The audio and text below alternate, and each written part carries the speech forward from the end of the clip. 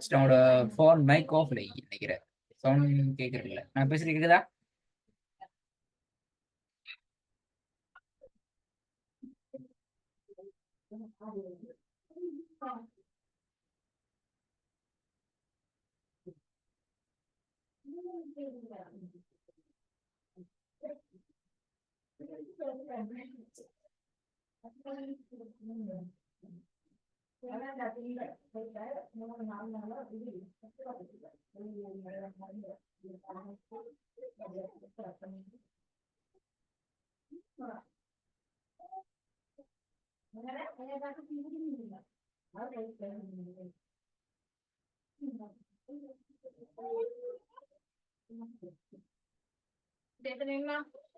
ம்.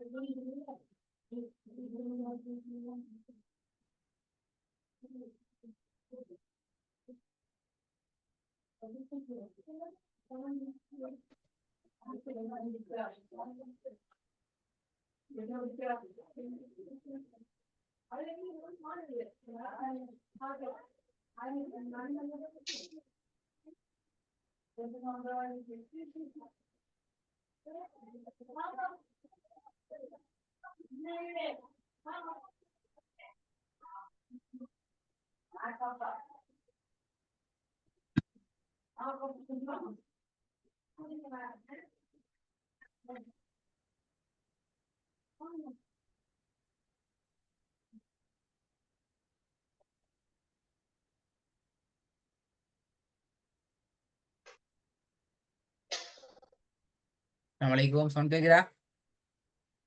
வலைக்கும் அஸ்ஸலாம் உஸ்தாத். கேக்குதா இப்போ? இப்பதான் கேக்குது. உங்களோட மைக் ஆஃப்ல இங்க தான் உங்களோட சவுண்ட் கேட்கல. ஓகே உஸ்தாத்.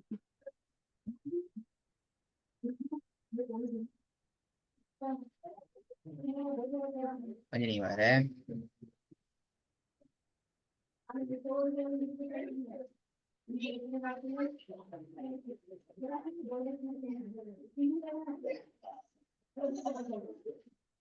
உஸ்தாத் கொஞ்சம் நீ உங்களோட ஸ்கிரீன் வந்துட்டியா?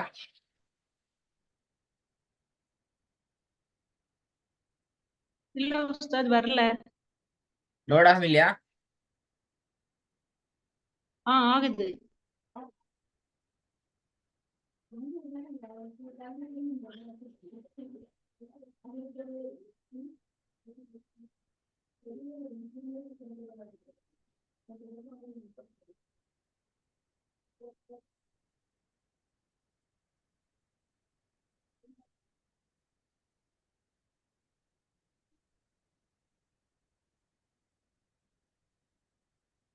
ஓகே, இது உங்களோட போன கிளாஸ்ல நாங்க சில விஷயங்களை கடைசியா படிச்சோம். படிச்ச விஷயங்கள் எல்லாம் பேர் பாத்துட்டீங்களா? டவுட் என்ன? சரி,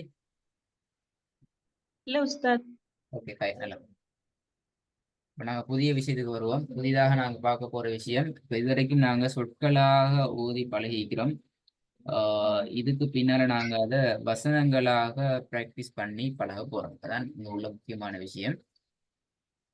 வசன ரீதியான பிராக்டிஸ் இடத்துல குர்ஆன பார்த்து நாங்க சரளமாக ஓதும், அதாவது திக்காம ஓதும், இடையில போய் டிஸ்ட்ரக்ட் ஆகாம கன்ஃபியூஸ் இல்லாம நாங்க ஓதும். முதலாவது அதாவது எழுத்து உச்சரிப்புகள் என்ற பகுதியை நாங்க பாக்குறதுக்கு முன்னால இது ஒரு முக்கியமான பகுதி. எழுத்து உச்சரிப்புகள் நாங்க கட்டாயம் படிக்கணும். இருந்தாலும் அதை விடவும் ஒரு முக்கியமான பகுதி தான் எழுத்துக்களை நாங்க சரளமாக பிராக்டிஸ் பண்ற இடம். என்ன சரளமாக ஓதுறது அப்படி என்றால் அதுக்கான சில முக்கியமான விஷயங்கள் நாங்க பார்க்கணும். இதுவும் இன்ஷா அல்லாஹ் நீங்க செல்ஃபாக பிராக்டிஸ் பண்ணி பழக வேண்டிய ஒரு முக்கியமான இடம். நாங்க சரளமா குர்ஆனை ஓதணும் என்றால் அங்க ரெண்டு விஷயங்கள் தொடர்புபடும். ஒன்று கண், ஒன்று எங்களோட கண்ணால சரியா நாங்க பார்த்து பிராக்டிஸ் பண்றத நாங்க உறுதிப்படுத்தணும். அந்த கண்ணால நாங்க ஓதுறது. இரண்டாவது எங்களுடைய வாய். இந்த இரண்டும் ஒழுங்கு முறையான ஒரு சிஸ்டத்துல சரியான முறையில ஃபாலோ பண்ணாதான் எங்களோட ஓதல் எங்களுக்கு மிகவும் நேர்த்தியாக சரியாக வரும். அதான் இதுல உள்ள முக்கியமான விஷயம். இது எப்படி ரெண்டும் சரியா பிராக்டிஸ் ஆகுதுங்கிறத நாங்க பார்க்க போறோம். வசனங்கள் நாங்க ஓதுற நேரத்துல இவை இரண்டும் ஒரு இந்த ஸ்டைல்ல தொழில்படும். அதாவது முதலாவது எங்கட கண் அந்த ஓத போற சப்ஜெக்ட சரியாக பார்க்கும். அதனை தொடர்ந்து எங்கட வாய் என்ன செய்யும் என்றால் அதை பிராக்டிஸ் பண்ணும். இது ரெண்டும் ஒரு ஃப்ளோ ட்ராக்ல சரியாக நடக்கும். நடக்கலாட்டி பிரச்சனை ஆயிடுது. ரெண்டும் ஒரு ஃப்ளோ ட்ராக்ல சரியாக ஒன்றுக்கு பின்னி கொண்டு நடக்கணும். கண் பார்க்கணும், அதுக்கு நல்ல வாய் பிராக்டிஸ் பண்ணணும். கண் அடுத்த ஸ்டெப் போகணும், வாயும் அடுத்த ஸ்டெப் மூவ் ஆகணும். கண் மூவாக வாயும் மூவாகி கொண்டு போகணும். சரி, இதை நாங்க இன்னும் ஒரு ஸ்டைல்ல உங்களுக்கு மிச்சம் ஈஸியா உதாரணத்துக்கு கூட பார்த்தோம் என்றால், இப்ப இந்த வசனத்தை எடுத்தீங்கதால் இந்த வசனத்துல கண் முதலாவது பார்த்து கொண்டு போகணும். ஈயாக்க என்று கண் பார்த்து சென்றால் அதை எங்கட வாய் பிராக்டிஸ் பண்ணணும். ஈயாக்கண்டு கண் பார்த்து கொண்டு நிக்க இயலாது, பக்கத்தில் அடுத்த இடத்துக்கு போய்த்திடணும். அதை தொடர்ந்து நஅபுதுங்கிறத நகர்ந்து கொண்டு போக வஇய்யாக என்று பார்க்க வஇய்யாக்கங்கிறது உச்சரிக்கை நேரத்துல நஸ்தாயினுக்கு போகணும். நஸ்தாயின் என்று உச்சரிக்கை நேரத்துல வசனம் முடியணும். அப்படிதான் முடியணும். இது ரெண்டும் ஒழுங்கு முறையான முறையில பிராக்டிஸ் பண்ணல என்றால் எங்களோட ஓதல்ல பெரிய ஒரு பிரச்சனைக்கு நாங்க முகம் கொடுப்போம். அதான் இங்க சொல்லப்படுற முக்கியமான விஷயம். ஒன்று முக்கியமான சில அடிப்படைகள் இருக்குது. முதலாவது கண்ணால நாங்க அந்த ரீட் பண்ற கண்ணால ஓதுறதுங்கிறது உண்மையில சரியான மட்டும் ஸ்பீட் ஆன ஒன்று. இதை நீங்க செல்ஃபாவும் பல போது அவதானிச்சுப்பீங்க. நாங்க ஒரு பக்கத்தை கண்ணால ஓதுறோம் என்றால் அது எங்கள்ட்ட சரி ஃபாஸ்ட் ஆகிக்கும். உங்களோட ஸ்கிரீன் வந்துயா போயிட்டா? இல்ல உஸ்தா, போயிடுச்சு. போயிடுச்சு. சரி, பண்ணிடுங்க. அப்போ கண்ணால அடிப்படையில நாங்க ஓதுறதுங்கிறத பொறுத்த வரைக்கும் அது உண்மையில சரி ஃபாஸ்ட். இப்ப ஒரு பக்கத்தை நாங்க பார்த்து ஓதுற நேரத்துக்கு எடுக்கக்கூடிய நேர காலம் சரி கம்மியாயிக்கும், சரி குறைவாயிக்கும், சரி ஃபாஸ்டா பேத்திடுவோம். ஆனால் அதே இதை நாங்க வாயால பிராக்டிஸ் பண்ணி கொண்டு போற நேரத்துல எங்களுக்கு பெரிய ஒரு நேரம் ஒன்று தேவைப்படும். அதான் இங்க சொல்லிக்கிறாங்க. ரெண்டாவது என்ன சொல்லி முக்கியமான விஷயம் என்றால், ஆகவே நாங்க வாயால ஓதுற அந்த ஸ்பீடுக்கு தானே, அந்த ஸ்பீடுக்கு கண்ண ஸ்பீடை கண்ட்ரோல் பண்ணணும். கண்ணால ஃபாஸ்டா போற ஸ்பீடுக்கு எங்கட வாயை நான் கொண்டு போக கூடாது, அது மாறி நடக்கணுங்கிறது தான் இரண்டாவதாக இங்க சொல்லப்பட்டிருக்கிற முக்கியமான மெசேஜ். இல்லைங்களா? அதாவது ஓகே உஸ்தாத். கண்ணால ஓதுறதுங்கிறத நாங்க லிமிட் பண்ணணும். ஓகே. மூணாவது முக்கியமா சொல்லப்பட்ட விஷயம், எங்கட ஓதல்ல திக்கல் வருது அல்லது முக்கள் வருது அல்லது ஸ்ட்ரக் ஆகுது, ஒரே ஃப்ளோல போகுது இல்லை அப்படி என்றால் அதற்கு முக்கியமான 4 காரணங்களை இங்க நாங்க அடையாளப்படுத்திக்கிறோம். இதை நீங்க செல்ஃபா உங்களுக்கு அறிமுகம் இல்லாத புதிய வசனங்களை நோக்கி நீங்க நகர நேரத்துல கட்டாயம் நீங்க செக் பண்ணி பார்க்கணும். ஓகே உஸ்தாத். அதுல முதலாவது விஷயம் என்னென்றால், முதலாவது சொல்லப்படுற விஷயம், இவை இரண்டும் ஒன்றை ஒன்று முந்துதல். அதாவது கண்ணால நாங்க ஓதுறதை விட வாய் முந்தி கொண்டு போவோம், முந்தினால ஸ்ட்ரக் ஆயிடும். அடுத்தது என்னன்னு சொல்லி கண் தெரியாதே, அப்ப எங்கட வாய்க்கு என்ன செய்யலாது, அது தெரியாது. அந்த இடத்துல பெரிய ஒரு ஸ்ட்ரகிளுக்கு எங்கட ஓதல் தள்ளப்படும். இரண்டாவது, ரெண்டுக்கும் இடையில கெப் கூட்டுறது. இப்ப நீங்க ஈயாக்க என்று உச்சரிக்கிறீங்க, ஈயாக்க என்று உச்சரிக்கிற அதே நேரத்துல நீங்க நஸ்தைன் வரைக்கும் பார்த்து முடிச்சிட்டீங்க, ஸ்பீடா பார்த்து முடிச்சிட்டீங்க. அப்படி என்றால் இந்த இவ்வளவு சொல்லும் உங்களோட மெமரியில அது எப்படி உச்சரிக்கணும், என்ன மாதிரி உச்சரிக்கணும், பத்தகா வைக்கிறதா கஸ்ரா வைக்கிறதாங்கிறத நாங்க கேர் பண்ண மாட்டோம். என்றால் எங்களுடைய பழக்கம் ஒன்று இருக்கு ஒவ்வொரு மனிதரிடையும். கண் எதை நோக்கி போகுதோ அதை நோக்கித்தான் வாயும் அவசரமாக போய்விடும். அப்ப இந்த இடத்துல கண்ணால ஓதுறத கொஞ்சம் நாங்க கண்ட்ரோல் பண்ண வேண்டால் எங்களோட வாயில ஓதல் அதுக்கேற்ற வகையில பேலன்ஸ் ஆகும். மூணாவது, கண்ணினுடைய வாசிப்பு வேகத்திற்கு வாயிலான வாசிப்பு மாறுதல். சரியா? இப்ப கண் ஃபாஸ்டா போகுது, கண்ட ஸ்பீடுக்கு ஓடுது, வாய் நிக்கல. இப்ப கெப் என்று சொன்னாலும் பிரச்சனை, கண்ணுடைய ஸ்பீடுக்கு வாய் ஓடினாலும் பிரச்சனை. எங்கள்கிட்ட கண்ணெல்லாம் ஸ்டார்டிங் சொல்லிட்டு, கண்ணுங்கிறது அடிப்படையில வாசிப்புக்கு ஸ்பீட் கூடன்னு சொல்லிக்கிறோம். அப்ப அந்த ஸ்பீடுக்கு எங்களோட வாயினுடைய ஸ்பீட் போகுமாக இருந்தால் அந்த இடத்திலும் எங்களோட ஓதல் பல சிக்கல்களை, கன்ஃபியூஸ்களை, ஸ்ட்ரகுல கொண்டு வரும் என்கிறது இங்க சொல்லப்பட்டிருக்கிற அடுத்த முக்கியமான விஷயம். விளங்கினா விஷயம் அப்படின்னு மூணாவது. ஓகே, நாலாவது கடைசியா இவை இரண்டும் ஒரே இடத்துல சந்தித்துக் கொள்ளுதல்.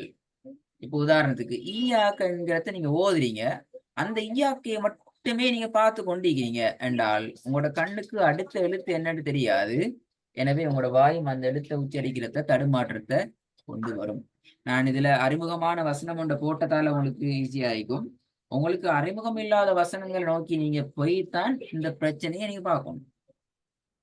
சரியா? ரிப்பீட்டேஷனுங்கிறது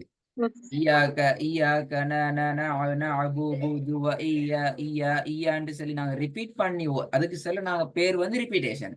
அந்த ரிப்பீட் பண்ணப்படுறதுங்கிறது எங்களோட ஓதல குழப்பி விடுற, எங்களோட ஓதலுக்கு பாதகமாக வருகின்ற, ஆபத்தாக வருகின்ற மிக முக்கியமான ஒரு நோய் தான் அந்த ரிப்பீட் பண்ணி போறது. ஒரு கட்டத்துல எங்களுக்கு எங்களோட ஓதல் என்ன செய்யும் என்றால் வெறுத்து போய்விடும். நாங்க நம்பிக்கையினம் இழந்து விடுவோம். எங்களுக்கு ஓத தெரியாது என்றதால அல்ல, நாங்க அந்த ஓதி ஓதி ஓதி அந்த ட்ரெக்ல விழுந்து நாங்க சரி மட்டும் கஷ்டப்பட்டு எங்களோட ஓதல் எங்களுக்கே கஷ்டமாகி எங்களை கஷ்டப்படுத்தி ஓதல் தேவையில்லை என்ற ஒரு கஷ்டமான நிலைக்கு எங்களை கொண்டு போய் விடும். எனவே இதை நீ கட்டாயம் பிராக்டிஸ் பண்ணி பார்க்க வேண்டிய இடம் எதென்றால், உங்களுக்கு பரிச்சயம் இல்லாத வசனங்கள்ல தான் நீங்க இதை பார்க்கணும். அதோட எங்கட அந்த பகுதியினுடைய எங்களோட ஓதலுக்கு தேவையான பேசிக்கலியான சில விஷயங்களோட பகுதி முடிவுக்கு வருது. நான் அடுத்த பகுதி நோக்கி போகணும். அடுத்த பகுதி அல்குர்ஆனிய வசனங்களை நாங்க ஓதுற நேரத்துல அதுல சில முக்கியமான எழுத்துக்களை டார்கெட் பண்ணி எங்களோட பிராக்டிஸை நாங்க பார்க்க போறோம். இதுல உங்களுக்கு பார்க்கையில 13 வகையாக நாங்க மொத்த எழுத்துக்களையும் பிரிச்சுக்கிறோம், 13 கேட்டகரியாக பிரிச்சுக்கிறோம்.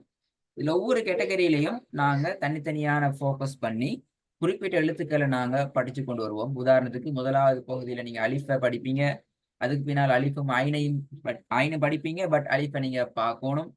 இரண்டாவது ஸ்டெப்ல பாவ படிப்பீங்க. அலிஃபும் ஐனும் உங்களுக்கு பின்னால பேக் பண்ணி கொண்டிருக்கும். அதுல பிழை உடையலாம வரணும். பாவ படிச்சு முடிச்சதுக்கு பின்னால 3 எழுத்துக்களை நாங்க ஃபோக்கஸ் பண்ணணும். அடுத்த எழுத்தை நாங்க புதிதா படிச்சு கொண்டு இப்படி ஸ்டெப் பை ஸ்டெப்பா புதிய எழுத்துக்களை படிச்சு கொண்டு போற நேரத்துல படிச்ச பழைய எழுத்துக்களையும் நாங்க சேர்த்து பிராக்டிஸ்ல உங்கள்ட்ட நாங்க முழுமையாக அவதானம் செலுத்தி கொண்டுதான் போவோம். இது முழுக்க முழுக்க அல் குர்ஆனிய வசனங்களாகத்தான் இருக்கும். ஹைரன், அதுல முதல் பகுதிய Okay. அடுத்த வகுப்புல நாங்க இன்ஷால்லா ஆரம்பிப்போம். எஸ், முதல் பகுதி அடுத்த வகுப்பு தான் ஆரம்பிக்கணும்.